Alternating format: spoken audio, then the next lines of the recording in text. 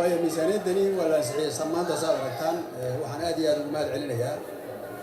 labada guddi ee ka soo shaqeeyay labada gole iyo labada guddoon labada gole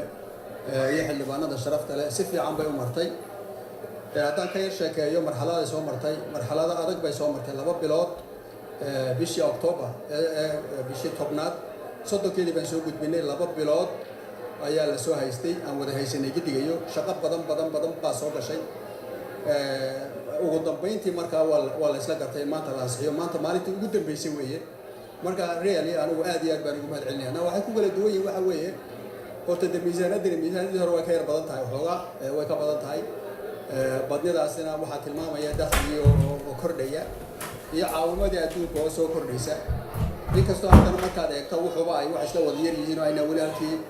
waddan sideenan oo kale ah oo xajmigiisu intaa leegyahay oo dadkiisu intaa leegyahay miisaaniyaddii loogu talagalay aanay ahayn haddana kulleyba waa kordhaysa now waxay ku kala duwan yihiin waxa weeye maanta labadii gole oo wada fadhiya labadii guddi oo wada fadhiya ayaa isla falgalay oo annaguna aan la falgalay markaa wada hadallada iyo debate-ka laga galay waxa uu ahaa mid kii hore ka adagoo dee laba group baa isku yimid marka laba guddi baa isku yimid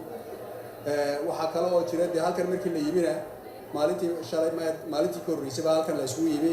iyadoo labada gole wada fadhiyaan ayaguna waxay sii badinaysaa hadda halkii 130 halkan laga doonayay 130 iyo 40 dhinacayna ka yimid dadkii baa sii batay fikradihii la haystay baa sii batay sidaa daraaddeed way sii xoogaysatay budgetku miisaaniyaddu